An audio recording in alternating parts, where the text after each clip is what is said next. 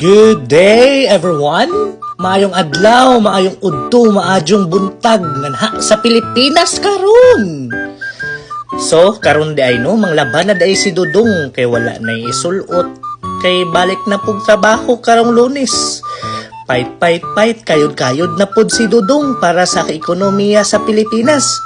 So karon, ang laban na daay ko sa akong mga labanan. Kaya sa kasemana na ni, way laba-laba. Para na ko isulot karong Lunes. Kay kung magtrabaho na punta, wala na puntay oras. So karon no, ang laban yung taging sakto no, para sa atong labanan. Kay nagahan kay taglabhanan. Karon din nato sa elevator papumanatag kuha sa atong mga labanan. Ana jud ay ning trabaho sa mga OFW no, na lisod kaayo jud. Mahirap talaga yung trabaho sa OFW. Sa'yo lahat, parang ikaw yung ina, ama sa iyong sarili. Walang aasikaso sa iyo. Kaya ako dito, natututo talaga ako dito sa kung anong ginagawa ko. Kasi, nung pagdating ko pa lang dito po sa Canada, parang na-independent na po ako.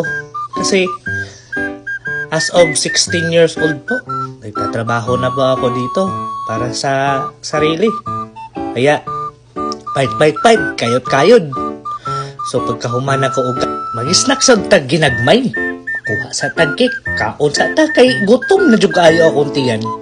Ikaganina pa dyan ko, sa ko na kung naog unsay akong kanon. Kay, naman ko'y nakitaan sa rip na cake, akong gipalit kagahapon.